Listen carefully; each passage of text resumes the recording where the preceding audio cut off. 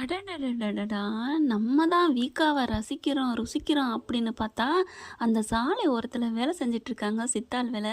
ஒரு அம்மா எவ்வளோ அழகா ரசிக்கிறாங்க பார்த்தீங்களா? அப்படியே விஜயும், காவேரியும் போயிட்டுருக்காங்க. நல்லா நேச்சுரலா எடுத்திருக்காங்க போல இருக்கு ஷூட்டிங்கு. அவ்வளோ அழகா அப்படியே பார்த்துக்கிட்டே இருக்காங்க. ஒரு 2 செகண்ட் வரைக்கும் நல்லா காமிக்கிறாங்க. நான் பார்த்தேங்க.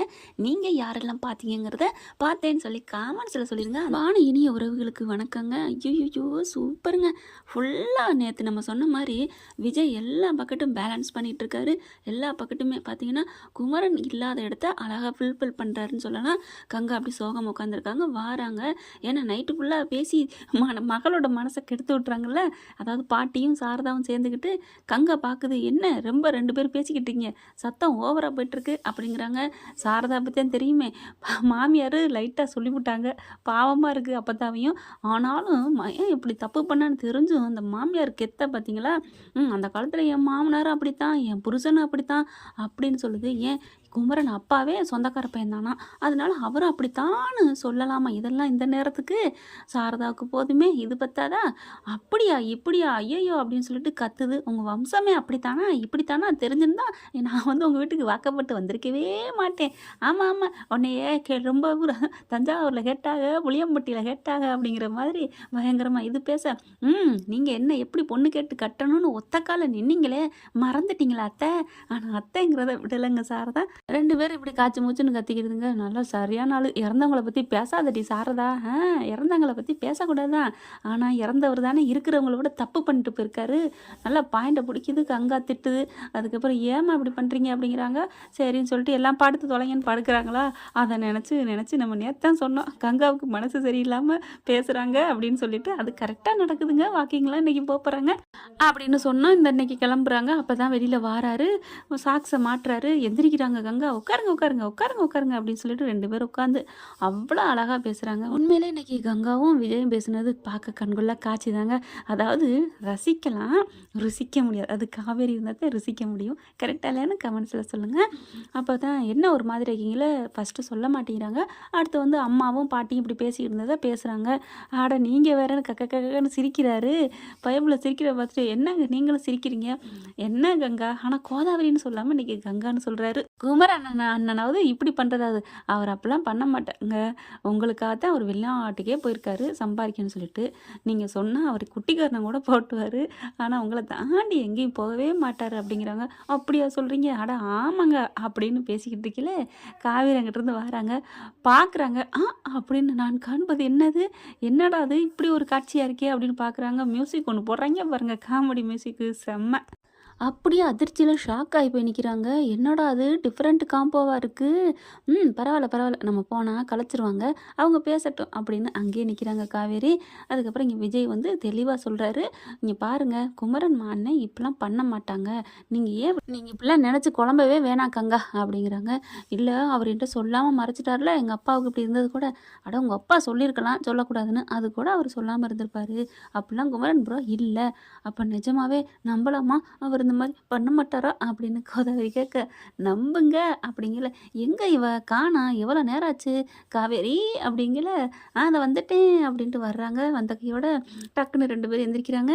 என்னப்பா அது ஆச்சரியமாக இருக்குது, 2 பேரும் வடத்துருவும் தென்துருவும் ஒன்றா இருக்கிறீங்க அப்படிங்கிற மாதிரி பார்த்து கேட்க, ஒன்றும் இல்லை, உங்கள் அக்காவுக்கு நைட்லாம் தூக்கமே வரலையா, ஏன் அப்படிங்கிற சொல்ல போகிறாரு. ஏங்க சொல்லாதீங்க அப்படின்னு கங்கா சொல்ல, டக்குன்னு அப்படியே மாற்றிறாரு.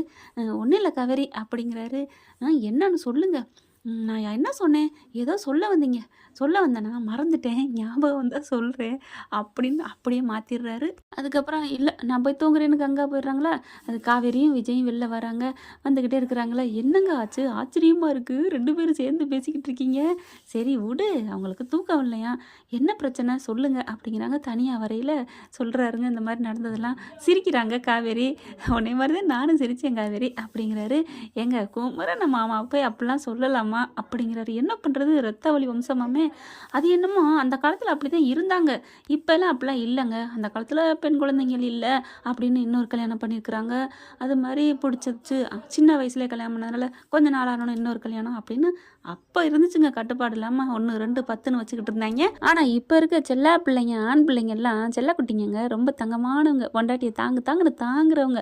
ஆமாங்க, அம்மா அக்கா தங்கச்சி கூட கழட்டி விட்டாலும் விடுவாங்களே ஒழிஞ்சு பொண்டாட்டியை பிள்ளைங்கள விடவே மாட்டாங்க. அது என்னமோ அப்படி இருந்தாலும் சந்தோஷம் தானே, பொண்டாட்டி பிள்ளையோட வாழத்தானே கல்யாணம் பண்ணி வைக்கிறோம்.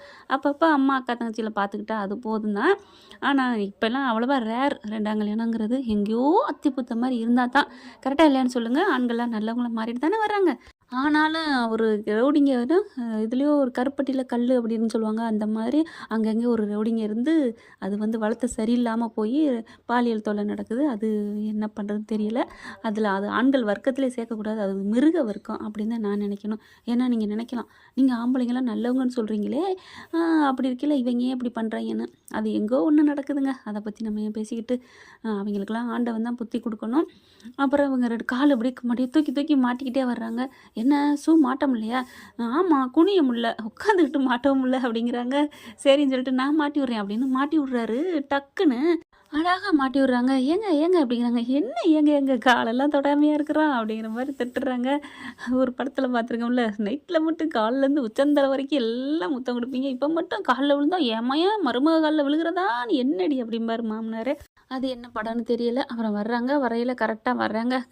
இந்த சீனை நேற்று ஃபுல்லாக அவன் வரல, இன்றைக்கி வந்துட்டான். அப்படி ஆனால் முறைச்சிக்கிட்டு தான் வர்றான். வர்றதை பாருங்கள், முறைச்சிக்கிட்டே வர்றேன் அப்படின்னு காவேரி சொல்ல, விடு காவேரி அவன் பாட்டுக்கு போகிறான் அப்படிங்கிறாங்க. அப்படியே இடிக்கிற மாதிரி அவ்வளோ பெரிய அகலம் இடம் இருக்குது. ஆனால் இடிக்கிற மாதிரி போவான். வந்துக்கிட்டே இருக்காங்களா, வரையில் பார்க்குறாங்க. என்னை பார்த்தாலும் எனக்கு ஒரு மாதிரியாக வருது. விடு காவேரி, அவன் இப்படி பட்டையை போட்டுக்கிட்டு வந்துட்டு வேறு விஷயமா வந்தால் நல்லவனை தெரியும், இப்போ சொத்து கேட்டு வந்ததுனால உனக்கு கெட்டவனா தெரியுது அப்படின்னு சொல்ல, எனக்கு நல்லா புரியுது, நான் எதுவும் வருத்தப்படுவனோன்ட்டு அவனுக்கு சப்போர்ட் பண்ணுற மாதிரி பேசுகிறீங்க அப்படி தானே. அப்படியே பார்க்குறாரு, புரிஞ்சுக்கிட்டாலே பொண்டாட்டி அப்படின்னுட்டு. நானும் பார்த்துட்டு தானே இருக்கேன், அவனுக்கு நீங்கள் அதிகமாக சப்போர்ட் பண்ணுறீங்கல்ல, என்ன அவங்க பக்கம் கட்சி தாவுறீங்களா என்னப்பா அப்படிங்கிறாங்க. அதெல்லாம் ஒன்றும் இல்லை, ஆனாலும் நீ ரொம்ப தான் அப்படிங்கிறாங்க. என்னை புரிஞ்சுக்கிட்டீங்கல்ல, நீங்கள் எல்லாம் எனக்காகத்தான் பண்ணீங்கன்னு எனக்கு தெரியுதுங்க அப்படிங்கிறாங்க காவேரி. என்னை புரிஞ்சுக்கிட்டில்ல, அது போதும் காவேரி, நீ எதுக்கும் டென்ஷன் ஆகக்கூடாது தெரியுமா அப்படிங்கிறாங்க. உனக்கு நான் இருக்கேன், எல்லாம் பண்ணுறேன். ஆனால் கங்காவுக்கு குமரன் இல்லை, நான் சொல்லிட்டேன். அதுலேயும் சொல்கிறாங்க, நீங்கள் என்ன சொன்னீங்க அதுக்கு பதில் நான் என்ன சொல்கிறது, இப்போ என்ன குமரன்ட்ட பேசுங்க இதை சாக்கா வச்சு.